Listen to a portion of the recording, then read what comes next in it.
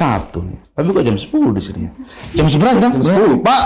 Jam 1 Kita kan podcast jam 10. Ini podcast ini. Oh iya ya. Tapi kenapa ya? Aku sering ulang ini ya. Sering lupa. Sering lupa. Biasanya kalau utang ya? Iya juga sih. Lupa akhirnya ya? Sama deadline. Ya. Oke, kita ketemu langsung dengan program Bika Bicara. Dan kalau misalnya aku nih ya, aku kena mental nggak sih gitu ya? Iya, soalnya sering lupa tadi ya. Sering lupa. Udah sering stres nih Pak akhir-akhir ini Pak. Pokoknya dari dulu ya. Iya, tapi sekarang udah ada obatnya. Apa? Ada yang cantik. Karena ada Dr. Ina Dewi Aziani SPKJ. Beliau ini adalah dokter spesialis kejiwaan ya. Ini dari Dr. Sukandar. Betul, yang akan mengobati kita nih kemudian. Ya, karena kita berdua kena mental ya. Oke. Selamat pagi dokter. Halo dokter. Assalamualaikum, sehat ya? Waduh. Sehat. Kita berdua nggak sehat. Dokter, kita nggak jadi konsultasi, udah sembuh ya dokter. Dokter, kenapa judulnya kena mental? Nggak sih gitu. Kenapa Kena ini? mental nggak sih? Iya, memang kan bahasa keren anak sekarang ya, kena mental itu ya. Pernah nggak mengucapkan itu? Pernah. Biasa- Wah, kena mental tuh. Wah, Pas gitu. apa tuh? Orang-orang biasanya ngomong kena mental nih aku. Pas kita dibully biasanya ya. Ya. Atau pas kelakuannya lain lah. Salah Bisa satunya jadi. itu misalnya WA diri doang, kena mental gitu ya. Atau mungkin bikin status nggak ada yang lihat, nggak ada yang nge-like. Iya. gitu ya. Atau mungkin dimarahin atasan, Yes. gitu ya misalnya ya. Itu kena mental biasanya. Jadi kenapa sih kok kena mental ini tren akhir-akhir ini ya? Iya. Karena memang yang saya tahu ya itu kan banyak disebutkan di anak-anak zaman sekarang mulai banyak disebutkan juga di media-media sosial pada situasi-situasi yang tadi yang menunjukkan bahwa katanya kalau kena mental itu adalah suatu kondisi suasana perasaan nggak nyaman. Yes. Misalnya kecewa, kayak tadi kayak nggak di like tadi kok nggak ada yang like aku, ya, kecewa, sedih atau marah atau mungkin Overthinking. ya, Overthinking. atau Oh, jangan-jangan buat saya statusnya nih. Nyindir nih. Nyindir gitu ya. ya itu OVT Iya. bahasanya sekarang overthinking. Jadi terus karena suatu sebab itu biasanya disebut kena mental. Oh, iya. Kena mental apakah juga termasuk digolongkan menjadi gangguan jiwa atau ini gila nih gitu. Gimana, Dok?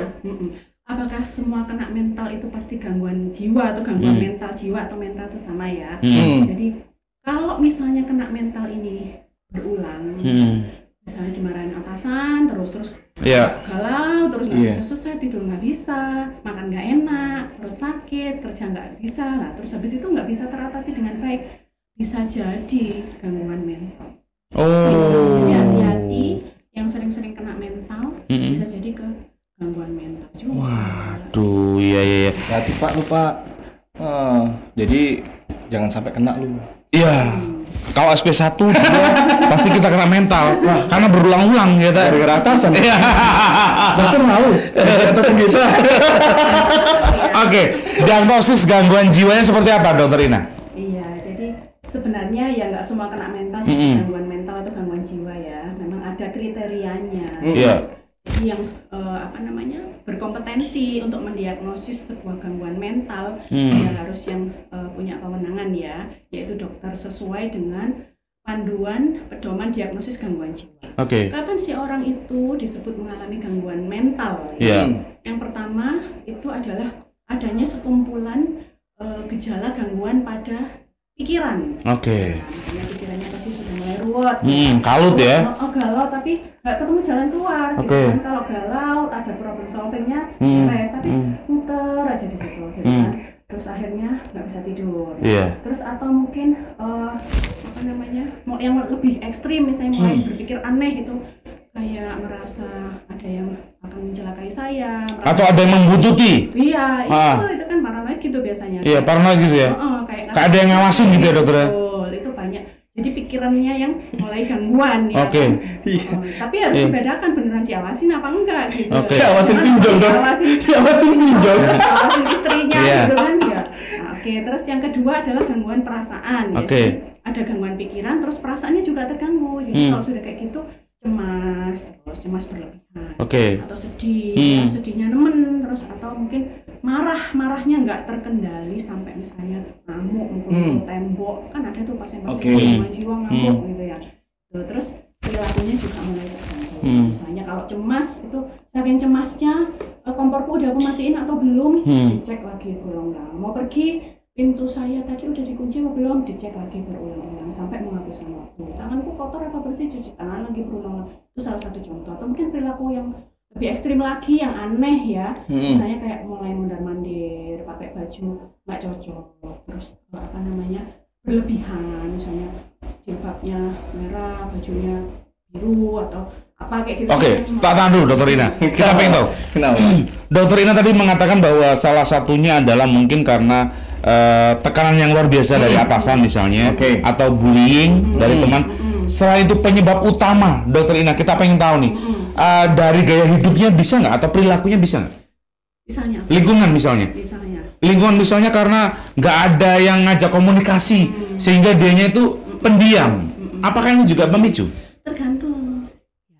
Kan ada orang yang mempunyai kepribadian yang memang diem ya, nggak suka bersosialisasi, tapi dia oke aja. Oke aja. Gitu, jadi nyaman aja dengan kehidupannya seperti itu. Orang introvert kan memang dia nggak butuh orang lain. Gitu. Maksudnya bukan nggak butuh untuk mengerjakan sesuatu, tapi dia lebih nyaman. Ya, atau lingkungannya nggak mendukung dan sebagainya. Tergantung faktor resiko. Sebenarnya gangguan jiwa itu nggak serta-merta akan muncul pada setiap orang gitu ya. Jadi misalnya saya diputusin pacar, terus saya pasti mengalami gangguan jiwa, belum tentu. Faktor resikonya banyak, multifaktor.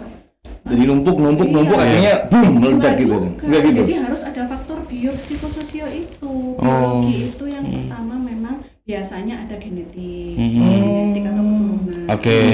Misalnya entah pamannya, sepupunya, kakaknya, gitu ya.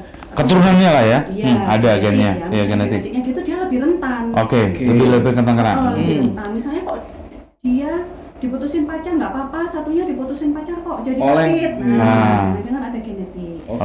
Atau bisa jadi trauma kepala, gangguan selama kehamilan, kemudian gangguan pada sistem saraf atau sistem tubuh yang lainnya. Nggak cukup di biologi aja, di faktor biologi. Ada faktor psikologi. Nah, faktor psikologi ini misalnya riwayat yang paling sering ya yang ditemui pada kasus-kasus itu adalah trauma. Traumatik dokter. Iya, trauma itu nggak selalu terjadi sekarang. Justru kebanyakan terjadinya di waktu lalu.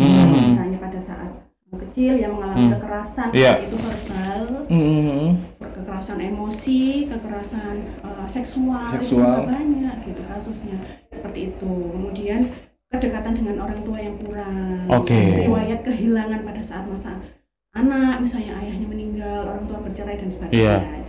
Nggak apa-apa waktu itu, tapi pas gede diputus pacar langsung ya itu faktor psikologi. Trigger ya.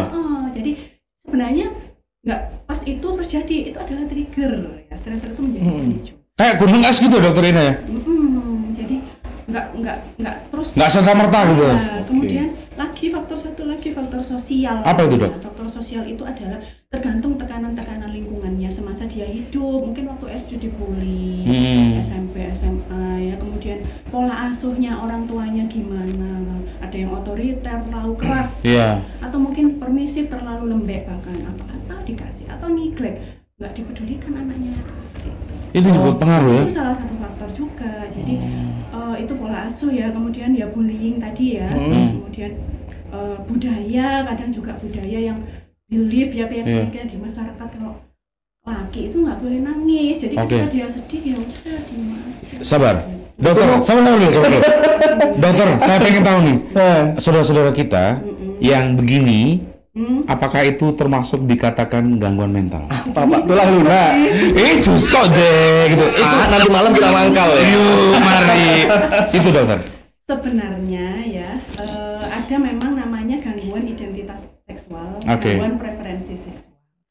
Kalau ini berdasarkan konsensusnya, kapan itu disebut gangguan? Ketika dia tidak nyaman dengan identitas atau preferensinya itu loh masalahnya. Tapi kalau dia nyaman, itu bukan gangguan. Sakit. Iya, nggak apa-apa. Tapi kan orang lain melihatnya, gangguan nih, sakit nih anak ini gitu, dokter. Kalau sesuai diagnosis tidak. Jadi namanya ada ego sintonik, ada ego distonik. Kalau sintonik dia nyaman aja, aku gini, misalnya pacarku cowok, hidupku bebas saja, aku tetap produktif dan lain-lain, ya sudah, berarti nggak apa-apa. Tapi kalau nggak enak, nggak Tertekan. Oke. Lingkungan, terus ada rasa bersalah, dan berarti bisa gangguan namanya. Yes. Oh, Itu, Pak. jadi jelas. Lanjutkan aja kamu ya. Kapan kita tobat, Pak? Selama kita nyaman nggak masalah. Lanjut ya, Pak. Lanjut. Faktor ekonomi termasuk juga nggak sih, Dok? Iya, faktor ekonomi juga. Itu yang besar kayaknya ya. Faktor ekonomi, lingkungan, ya, keluarga. Ya tadi disfungsional keluarga yang tidak berfungsi dengan baik, kan ada keluarga yang Iya, broken home, ya kayak gitu deh. Iya. mana bapak ibu ada, tapi afeksinya nggak ada, Iya. kasih sayangnya Iya, nggak iya, iya. ada. Kebutuhan terpenuhi, banyak pasien seperti itu. Bapak ibunya sangat sukses, tapi anaknya kosong, tanpa. Oke. Kita pengen mengulik nih Apa di Sukandar. Dokternya kan tugasnya di sana nih. Iya. Nah, dokter yang di sana paling banyak itu karena faktor apa? Stres kah? Atau karena faktor Kayak sih pura-pura stres, Pak. Kayak gitu udah beri aja. gimana dok?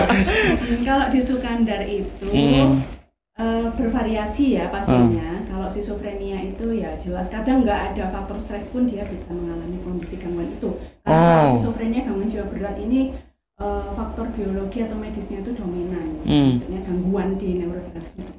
Tapi kalau misalnya kayak depresi, cemas itu kebanyakan memang karena ada problem yang memang tidak bisa teratasi dengan baik seperti itu. Itu misalnya problem dengan orang tua, dengan pasangan, problem pernikahan ini banyak sekali hari-hari ini. Kemudian problem pekerjaan ya. Usianya? Usianya beragam. Kalau semakin kesini ya problem muda-muda ya? mental itu semakin bergeser ke remaja. Usia produktif? Iya, usia remaja. Anak-anak juga banyak, kemudian remaja. Kalau dulu kan mungkin identik dengan umur-umur dewasa tua ya gitu. Kalau sekarang tuh anak-anak banyak banget yang self-harm. Iya. Itu banyak sekali. Dokter, saya pengen tahu nih, ada beberapa ketika kemarin saya baca-baca buku Mas Tata, itu ada yang mengatakan ketika orang kena gangguan mental itu ada juga yang dalam pikirannya itu ada yang bisikin sampai bahkan mohon maaf bunuh diri. Pak, ini gimana? Itu dibisikin makhluk goib itu, Pak. Nah, makanya kita pengen tahu ke dokter, udah dijelasin aja kalau itu, ke dukun. Ini ada urusannya ke situ. Nggak mungkin lah. Gimana, Dok? Gimana, Dok? Oke. Memang terkadang psikiater ini menjadi pilihan terakhir ya. Setelah dukun. Setelah dukun. Iya. Ini dok, ini apa kena apa gitu kesurupan atau Iya, apa? sudah disowok loh padahal. Kirimin sesuatu gitu ya, tapi sudah dibawa ke mana-mana ke orang pinter. Aduh, masa dokter nggak pinter. Terus jadi ke orang pinter mana-mana itu nggak sembuh. Sudah berapa lama? Ada yang sudah 10 tahun. Masya Allah. Sungguh membagongkan ya. Iya. Jadi sebenarnya secara medis ada penjelasan untuk kondisi-kondisi yang orang sebut mungkin gaib tadi. Gitu.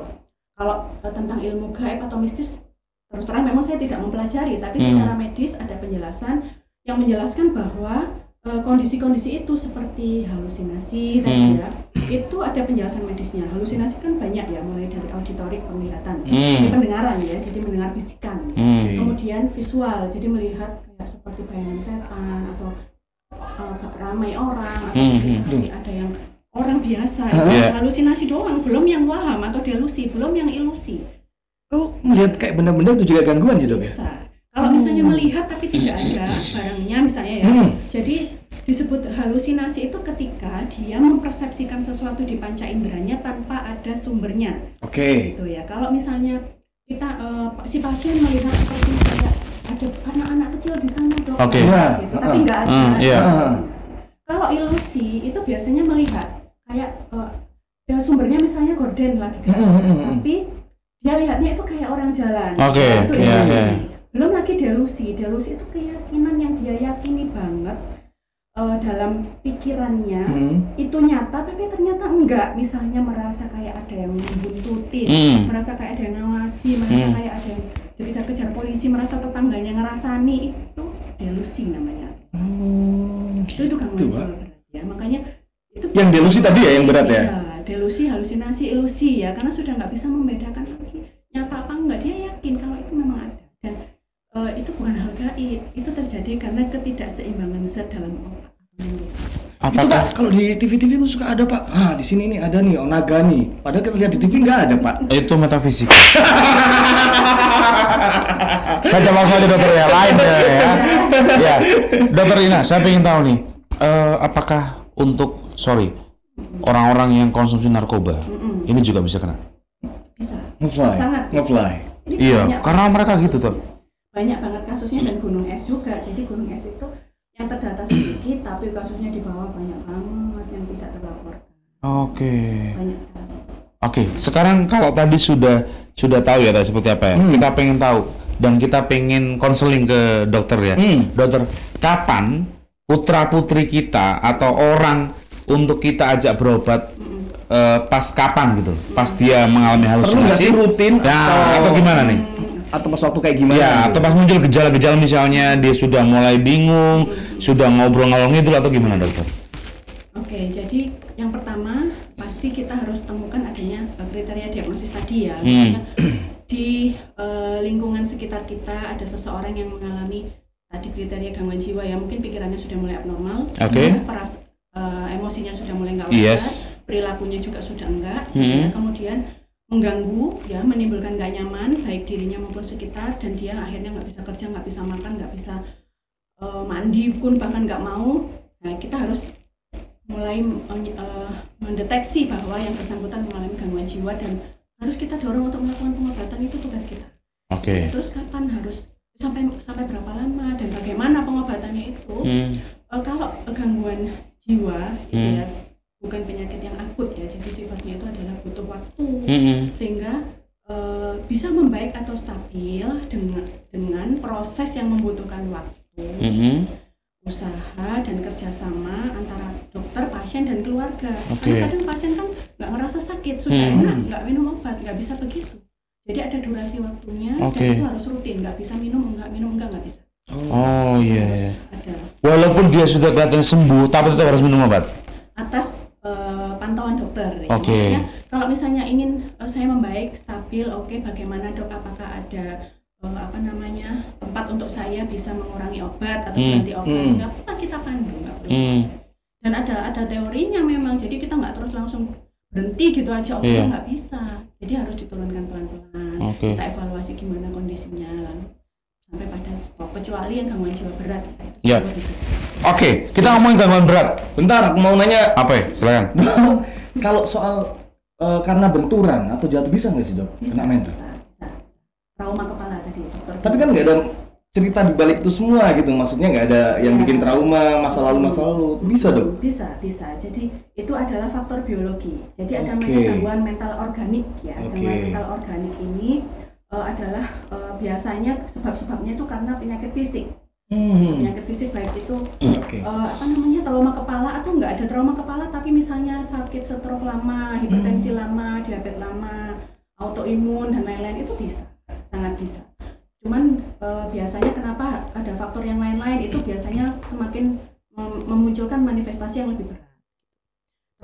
Karena gini loh, sistem otak kita itu kan dia adalah struktur, kemudian mempunyai fungsi. Nah, fungsinya itu termasuk berpikir, mengendalikan emosi kita, terus mengendalikan perilaku kita, itu semua ada di sini. Jadi nggak di awang-awang.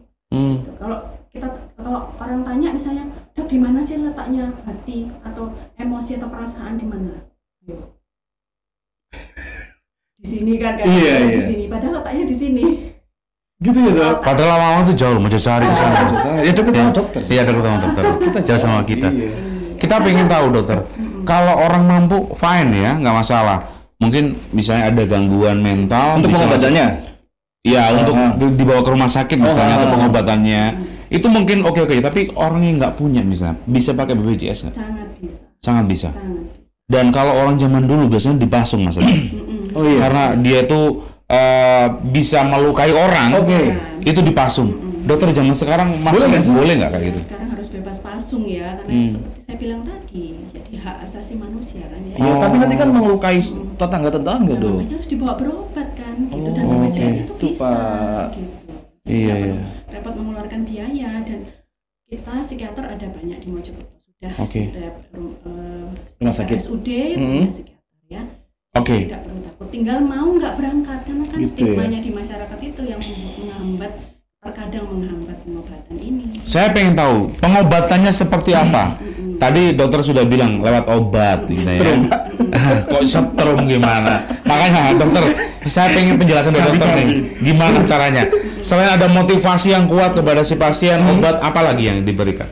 Jadi pengobatannya memang holistik ya, untuk kasus-kasus kesehatan mental itu pengobatannya secara holistik, komprehensif, kompleks lah gitu istilahnya ya. Mulai dari bio, psikososio, spiritual, biologi jelas obat. Oke. Karena sudah mengganggu dan gangguannya sudah di sistem otak. Kita kalau sedih itu hormon serotonin kita turun, anjlok sekali. Makanya kenapa harus diangkat? Tapi masyarakat nyebutnya obat penenang. Yes. Oke. Itu istilah awam, padahal bukan obat penenang. Kita nggak fungsinya menenangkan pasien, tapi membuat suasana hatinya lebih baik. Kalau suasana hatinya lebih baik kan pikirannya bisa logis, rasional. Kalau enggak kan pasti dikuasai dengan emosi. Jadi fungsinya seperti itu obat. Yang kedua adalah terapi atau pengobatan secara psikologis. Jadi setelah diobati dengan baik, pasien baru bisa diajak ngobrol. Karena kan kalau lagi sedihnya nggak karu-karuan, atau mungkin lagi emosinya tidak terkendali, ya? mana bisa diajak konseling. Iya. Itulah fungsinya obat dulu, kemudian kita ajak konseling dengan jenis psikoterapi, bagaimana memanage stresnya, menghadapi masalahnya, kemudian menyelesaikan kesulitannya gitu ya. Kemudian secara psikologi seperti itu. Kemudian sosial ya, kita arahkan dia untuk keterhubungan dengan masyarakat, dengan lingkungan ya, dan dukungan dari lingkungan juga gitu. Kadang keluarga nggak mendukung, pasien aja datang sendiri, keluarganya nggak tahu dok, nanti kalau tahu malah dilarang gitu. Nggak support ya dokter? Iya, nggak support. Terus obat aja, ngapain minum obat nanti kecanduan gitu. Padahal kan tadi pengobatannya seperti caranya. Jadi bio, psikososio, spiritual satu lagi ya. Jadi kita sebagai manusia beragama tetap harus mengikuti keyakinan sesuai koridor dan keyakinan masing-masing. Ini juga harus hati-hati sih. Kadang-kadang di era dekompensasi mental, gawat darurat di Indonesia seperti saat ini itu banyak yang mengalami problem-problem penyimpangan di spiritual ini, jadinya larinya ke ilmu seperti itu. Sesat. Iya. Teman saya sesat. Seperti itu, jadi holistik, jadi nggak bisa obat tau nggak cukup. Iya. Oke. Konseling tau nggak cukup. Gitu. Doa-doain aja nggak cukup. Jambi nggak cukup. Ini bahkan dukun yang ada di Mojokerto udah nyerah ya. Tapi psikiater dokternya luar biasa ya. Luar biasa ya. Tetap ditampung ya, ditanyain. Luar biasa. Dukun aja kalah loh. Bagi kita ya. Pak, kita pengen ngulik juga nih. Kalau misalnya pasien oke lah, dokter Ina mungkin dengan serta-merta membantu merangkul. Dokter Ina sendiri pernah kena mental nggak? Masa dokter mental kena mental? Siapa yang nyembuhin? Kita. Iya, dok. Oke, ya saya juga manusia biasa ya. Seorang psikiater pun adalah seorang manusia biasa. Kalau mengalami kondisi stres itu wajar saja, gitu ya. Karena seperti mungkin pernah saya sebutkan ya, kalau stres ini kan bisa dua ya, yaitu stres baik dan stres buruk. Apa itu? Saya juga butuh stres untuk bisa memotivasi diri saya, membuat saya lebih semangat ya, namanya eustress. Eustress.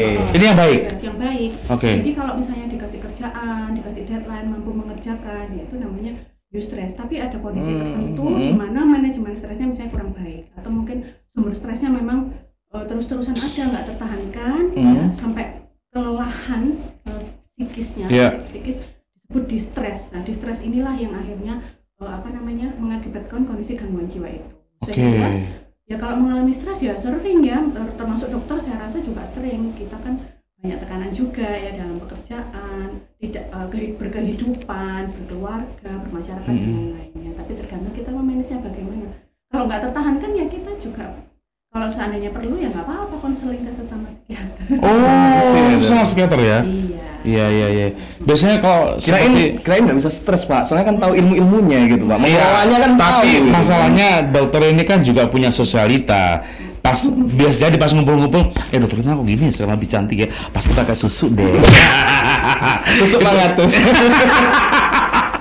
Itu kan juga bisa kena mental. Saya pengen tahu dokter, berarti kalau dokter aja bisa kena, artinya orang awam seperti kita juga bisa lebih rentan gitu ya, gitu ya.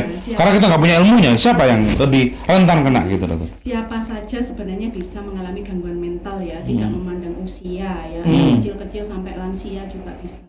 Tidak memandang suku, agama apapun bisa, sampai dengan mereka yang mempunyai tingkat spiritualitas yang tinggi ya, misalnya seorang pemuka agama, pendeta, tokoh agama ya, tokoh agama itu juga bisa saya punya beberapa pasien seperti itu. Kemudian keluarnya apa dok kalau pemuka agama gitu? Macam-macam. Gitu. Karena dia merasa lebih baik. Wah, saya lebih suci dari orang lain gitu. Atau gimana dok? Saya nggak tahu tokoh agama gimana ya? Gimana? Ya tergantung faktor resikonya tadi. Itu karena dia nggak bisa memanage ya? Bukan tidak bisa memanage ya kelelahan tadi loh. Awalnya bisa, tapi lama-lama atau mungkin gini, dokter, jangan-jangan dia disuruh nyantet 10 orang, dia nggak bisa, terjadi 1 orang. Pemuka agama, nggak boleh nyantet. Iya. Lupa ya. Gimana? Iya, jadi ya gitu. Tergantung faktor resikonya tadi loh, biopsikososial tadi yang trauma masa kecil, bullying dan lain-lain, faktor genetik itu tidak terhindarkan gitu. Jadi bisa menyerang siapa saja. Terus berbagai profesi ya, macam-macam profesi ada. ASN ada? Ada banyak ASN. Profesi apa dok? Ini belum dok. Ada dok. Penyiar. Ini rencananya ada sudah ada. Terwakili. Ya banyak jadi ya? Terus berbagai profesi ya, kemudian macam-macam lah pokoknya, tergantung faktor resikonya tadi dan bagaimana stresor dalam hidup. Oke, dok. Aku dulu pak. Kamu dulu. Dok nanya. Silakan. Karena mau saya banget. Silakan. Semoga ini pelajarannya nggak kelar-kelar. Dok, ada yang main game. Iya. Itu tiba-tiba tangannya gini-gini terus, ini mental atau apa nih dok? Iya, bisa. Salah satunya beneran ya sih dok? Kan banyak yang viral toh. Iya, karena adiksi gadget ya. Jadi adiksi gadget atau internet addiction ini kan gangguan perilaku. Jadi kecanduan perilaku. Gadget itu nggak selalu game ya, bisa. Iya. Salah satunya game. Tapi kebanyakan game ya dok. Bisa judi online, bisa media sosial, YouTube, Short, TikTok itu kan. Kalau dia terus-terusan bisa mengganggu ya? Iya, bisa mengganggu. Kan biasanya pasien-pasien itu sampai nggak tidur, nggak makan, nggak sekolah, itu anak-anak banyak banget. Kecanduan itu ya? Iya. Tapi memang di TikTok bagus-bagus loh dok. Aku nggak punya TikTok. Ya karena kita harus filter banget. Kalau nggak bisa. Dia nggak punya filter dok. Bablas saja. Bablas soalnya. Iya. Salahnya ngomong. Ada beberapa kasus yang gangguannya sampai ke ini fungsi-fungsi tubuh. Iya. Jadi macam-macam. Adiksi itu sangat banyak kasusnya juga. Saya tanya dok. Ya pak, silakan pak. Dokter, ini kan kalau misalnya ada pasien datang, itu entah dia sudah mulai ada bawaan atau gen, itu nanti beda-beda nggak untuk studi pengobatannya, atau mungkin nanti terapinya gitu dokter? Ketika dia biasa atau masih ada gejala awal atau sudah dia akut, apakah ada perbedaan untuk pola pengobatannya dokter? Ya bisa berbeda ya. Kalau misalnya ada gen atau enggaknya tadi tergantung diagnosanya kan. Kalau misalnya diagnosanya yang skizofrenia, depresi, cemas, bipolar, gangguan kepribadian semuanya berbeda. Kemudian mengenai jenis terapi atau mungkin dosis itu biasanya kita sesuaikan kondisi pasien. Itu ada yang kondisi akut kemudian bisa turun pada dosis maintenance ya, dosis optimal, dosis maintenance, kemudian dosis tapering. Tapi ada juga yang pasien itu dengan ketidakpatuhan pengobatan, misalnya sudah baik, nggak berobat, kemudian datang lagi, kan akhirnya penggunaan obatnya juga semakin kompleks lagi gitu. Jadi semakin bertambah, dosisnya mungkin semakin naik. Iya. Gitu. Kalau mungkin usia produktif boleh ya, kita bisa bilang gangguan mental. Tapi apa bedanya ketika pasiennya usia manula misalnya? Apakah dia ini sebenarnya nggak pikun? Apa bedanya pikun dengan mental gitu? Ya, gimana ngebedainnya? Ini pikun itu kan, jadi gangguan mental itu bisa di umur mana saja ya. Anak sampai lanjut usia. Pikun itu kan bahasa awam ya, tapi istilah medisnya adalah demensia. Demensia. Demensia itu salah satu gejalanya pikun, tapi ada gejala-gejala yang lain. Biasanya nggak cuma pikun aja. Kapan pikun ini disebut dengan gangguan mental? Ketika ada kondisi-kondisi gangguan pikiran, perasaan, dan perilaku yang mengikuti pikun tadi. Jadi namanya BPSD, Behavioral Psychological of Dementia, Psychological Symptom of Dementia. Jadi ada gejala perilaku, penyerta gejala perilaku, gejala mental ya, yang menyertai pikun. Jadi kadang kan orang pikun itu kan sebenarnya kan nggak kepingin pikun, ya kan? Dia kan jengkel gitu loh. Aku ini pengen nginget-nginget tapi lupa. Gitu mau ngomong susah orang pikun itu. Jadi mau menyebutkan barang-barang yang dia kenal biasanya saja sulit, keluarganya sulit, gitu mau menaruh barang di mana itu sulit, dan dia itu kepingin mengingat-ingat tapi nggak bisa. Akhirnya kan frustasi loh. Belum lagi nanti keluarganya nggak mendukung, marah-marah terus. Gitu misalnya dia susah pakai baju, anaknya repot, sempat ngurusin ini gitu nggak ini. Jadi kan dia kan akhirnya jatuhnya nggak nyaman, sedih. Sama aku juga gitu, Bu. Kok repotin? Aku mau nyaur utang tapi lupa. Utang sama siapa ya? Lupa. Sama saya. Tak jelasin sekarang ya. Iya. Biasanya kalau muda dia itu mulai ya cek saldo, apa yang masuk itu dokter ya. Kalau udah tua itu mulai cek darah, apa kolesterol, diabetes gitu. Dokter, ini menarik ya, Taya. Saya pengen tahu. Kalau membedakan tadi sudah bisa gitu ya. Artinya begini, yang lebih cepat sembuh itu yang usia produktif tadi, atau yang tanpa gen, atau yang gimana dokter ini? Nggak mesti. Bukan mesti toh. Jadi saya mengamati beberapa pasien saya ya, dan juga membandingkannya. Mereka yang tingkat kesembuhannya ya remisi, kita sebut remisi, dan recovery ya. Remisi itu membaik, keluhannya berkurang, recovery itu bisa pulih kembali, produktif kembali ke masyarakat. Itu tergantung dari kerjasama yang baik. Jadi dari antara dokter, pasien, dan jadi kalau misalnya pasiennya ini mengikuti arahan dokter, keluarganya mendukung, obatannya sesuai, teknik-teknik yang kita ajarkan dalam konseling itu dijalankan dengan baik, bagus pasiennya, kondisinya baik. Tapi ada juga yang enggak. Jadi kan tadi saya bilang, jadi butuh proses yang perlu waktu, usaha juga. Jadi usaha juga harus dilakukan. Ada beberapa pasien tuh yang giat banget sampai apa yang saya ngomong dicatat, dilakukan di rumah. Kalau lupa dicatat, ditanyakan nomor kontrol seperti itu. Ada yang ya sudah cuma didengarin aja, terus nggak dilaksanakan. Terus keluarga juga ini support sekali misalnya dianterin kontrol, terus minum obat diingetin gitu ya, diciptakan lingkungan keluarga yang nyaman gitu. Itu biasanya dokter sama terapis berarti beda nih ya? Terapis itu dokter. Jadi ya dokter itu kan profesi ya, tapi terapis itu kan macam-macam ya. Apa bedanya sih psikiater sama psikolog itu? Sebentar aku dulu Pak. Kamu dulu ya. Butuh nggak sih dok mendatangkan terapis ke rumah? Terapis apa nih? Iya, untuk yang sakit mental yang mungkin agak berat lah. Berat banget aja deh, jangan agak berat. Sebenarnya gini, terapis itu tergantung tergantung kondisi apa ya. Biasanya kalau terapis khusus ya itu untuk kasus-kasus tertentu, misalnya pada kasus anak-anak itu kan dia harus diterapi ya, terapi bicara, terapi perilaku, terapi remedial teaching gitu. Jadi biasanya sih nggak datang ke rumah ya, tapi anak-anak itu ikut ke lembaga. Kalau misalnya pada kasus yang remaja, dewasa tua itu biasanya ikut ini sih, biasanya ada namanya terapi remediasi. Remediasi terapi itu adalah ya terapi penunjang juga, misalnya supaya orang-orang dengan gangguan mental ini, terutama yang berat itu kognitifnya tetap jalan, kan kadang ada yang mengalami kemunduran ya, mulai lemot dan sebagainya. Jadi mesti dilatih. Bahkan ada yang misalnya melakukan aktivitas sehari-hari aja nggak bisa. Misalnya berpakaian, mandi makan itu sulit, itu juga ada latihannya. Cuman kalau mendatangkan ke rumah boleh-boleh saja, silakan. Kalau misalnya ikut ke komunitas gitu ya silakan. Silakan Anda Pak, silakan Pak. Psikolog sama psikiater. Kenapa?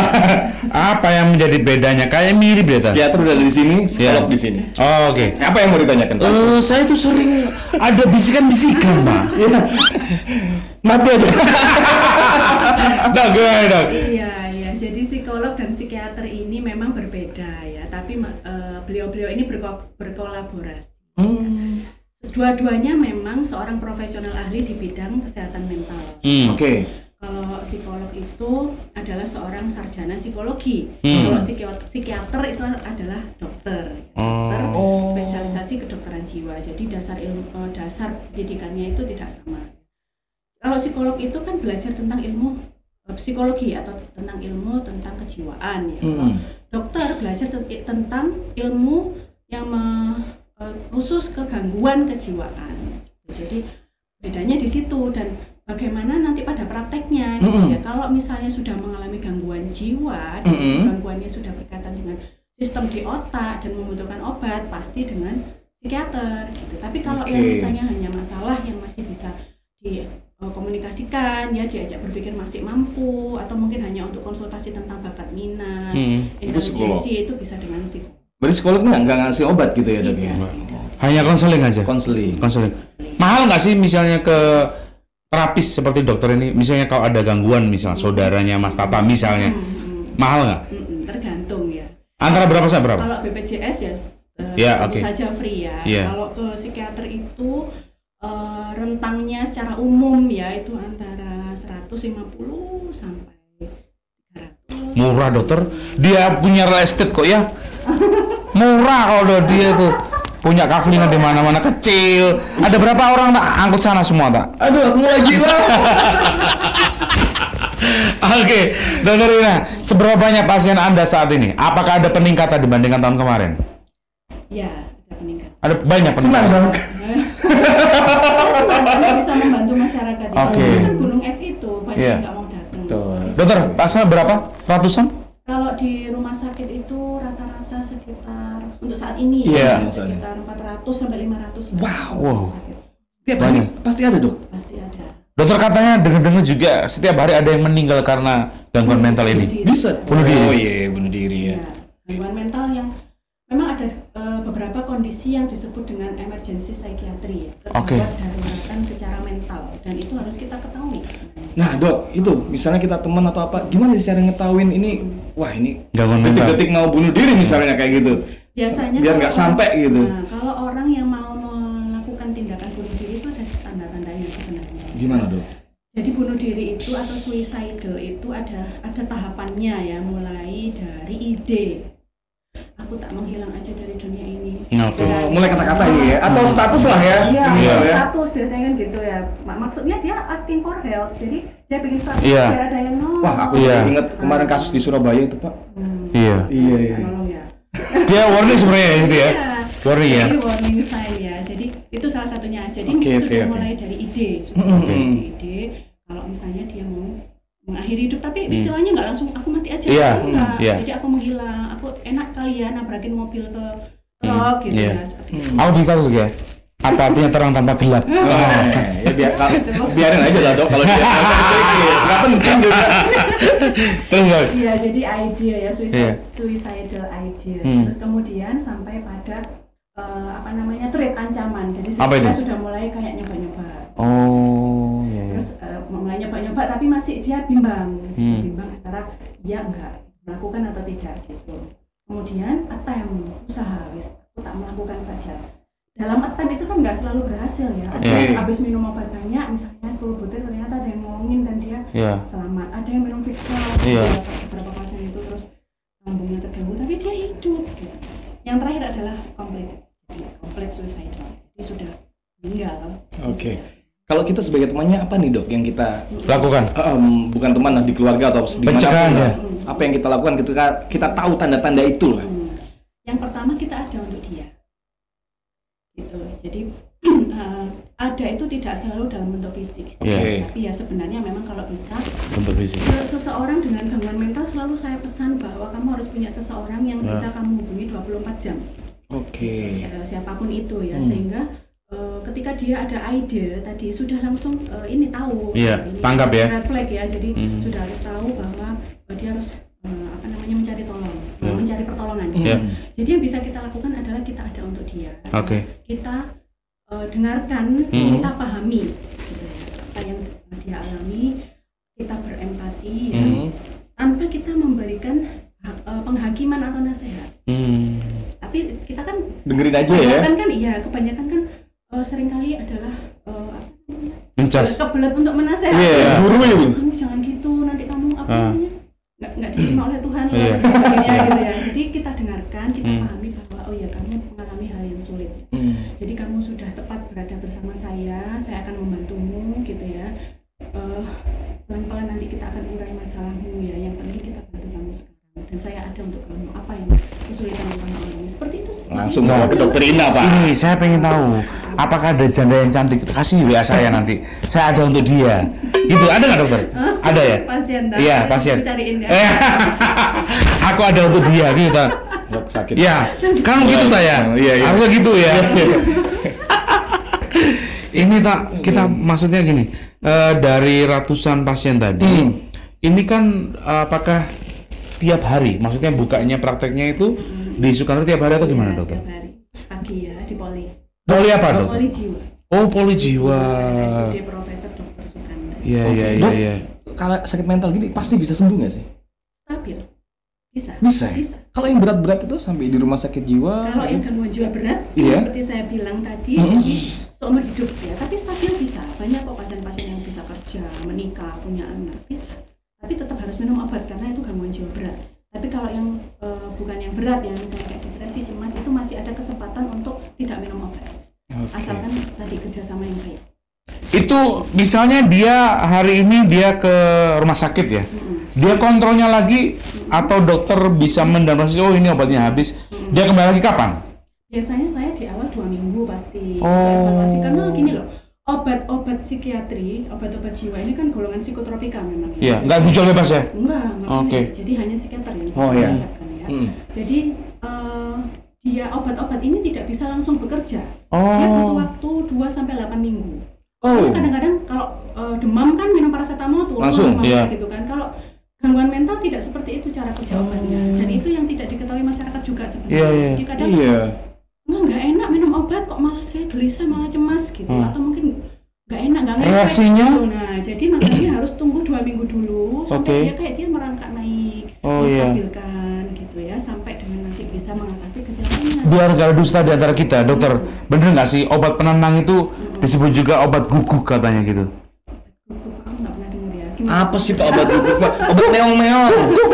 Gitu loh, Pak. Apa Ya, itu maksudnya? obat anjing maksudnya. Kayak gitu. Pil koplo. Di masyarakat. Iya. Pil koplo. Pil koplo itu kan double L ya. Iya, double L. Double L itu sebenarnya malah bukan obat penenang, dia obat yang digunakan untuk mengatasi ketika seseorang yang minum psikotropika ini mengalami efek samping. Tapi disalahgunakan, fungsinya adalah oleh penyalahguna itu kan untuk menaikkan zat-zat yang bikin dia happy itu, Oke. gitu loh. Padahal pada kondisi yang gangguan jiwa berat, zat itu kita turunin, gitu loh.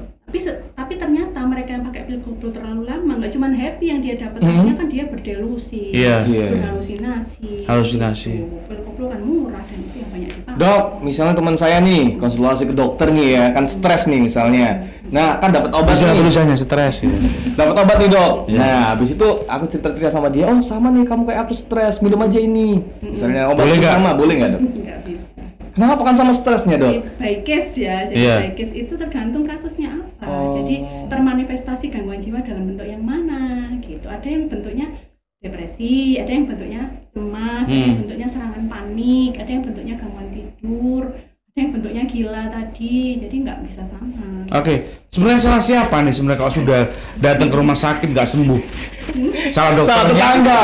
salah orang tuanya, salah orang sekitarnya atau siapa yang salah? Ya, nggak sembuhnya karena apa dulu? Oh iya. Ada Iya. beberapa kasus memang yang rasanya sulit sekali gitu ya. Makanya kalau zaman dulu tuh ada ECT, pernah dengar ya? ECT itu yang di Iya, duduk gitu iya. ya. Itu pada kasus yang udah resisten banget. Duduk sini ya, gitu. Dikejut gitu Iya, ya, dikejut. di film-film gitu ya. Jadi itu pada zaman dulu, tapi itu dinilai tidak relevan lagi di era sekarang. Jadi Iya. kita adalah dengan penggunaan obat-obat yang sifatnya itu lebih lagi memang begitu.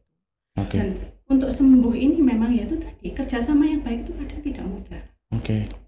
Dok, tahun ini sama tahun kemarin lebih banyak mana, Dok? Ada peningkatan untuk yang kena mental atau penurunan, Dok? Ya setiap tahun pasti meningkat. Wow. Pasti meningkat. Karena yang pertama itu menurut saya bagus ya, karena bagus. Karena kesadaran masyarakat akan kesehatan mental itu semakin baik. Karena apa? Memang semakin kesini kan kondisi stresor kan semakin banyak ya, beda dengan zaman dahulu. Oke. Apalagi generasi Gen Z, Gen Alpha Iya. yang serba instan dan sebagainya. Sama nih dia. Dokter ngomongin dia sebenarnya, cuma saya diem aja. Dokter, terakhir di penghujung saya pengen Dokter Ina memberikan Terakhir Pak, terakhir ini sudah jam 11 ini bos. Aku masih nyaman nih sama Dokter, saya pengen Anda memberikan motivasi, kemudian juga memberikan penyemangat kepada biar nggak sampai kena mental ya. orang-orang ini biar sadar diri dan juga nggak kena mental. Silakan. Oke, terima kasih. Jadi setiap tanggal 10 Oktober ya, tepatnya 2 hari lalu kita merayakan namanya Hari Kesehatan Jiwa Sedunia. Itu adalah sebagai momentum yang mengingatkan bahwa kesehatan jiwa itu sangat penting. Temanya tahun ini mengusung tema tentang mental health is a universal human right. Bahwa kesehatan mental ini adalah hak asasi manusia yang universal. Jadi hak asasi manusia, hak yang paling mendasar yang dimiliki oleh manusia untuk meraih kesehatan jiwa agar hidupnya sejahtera. Jadi pesan saya, jangan pernah ragu untuk mencari bantuan profesional dokter apabila mengalami gangguan mental, karena jika ragu, malu, takut, maka kondisinya akan beresiko semakin berat. Dan tidak ada kondisi sehat tercipta kalau nggak ada sehat jiwa. Luar biasa. Mantap. Dokter Ina, mantap ya. Masih ada tambahannya Pak? Sudah. Sudah. Ya, terima kasih Dokter Ina sudah memberikan banyak edukasi kepada kita semuanya. Ya, terima kasih sudah agak sedikit mencerahkan mental saya. Saya mau pulang ya. Ingat bahwa siapa saja bisa kena mental. Betul. Ya. Tergantung bagaimana kondisi kita memanage ya. Dan bagaimana kita bisa meluangkan waktu untuk keluarga, untuk orang tersayang supaya kita nggak kena mental, gitu ya. Akhirnya saya Ferry Prasetya. Saya Tata Pradita. Pamit undur diri. Wassalamualaikum warahmatullahi wabarakatuh. Selamat pagi. Bye bye.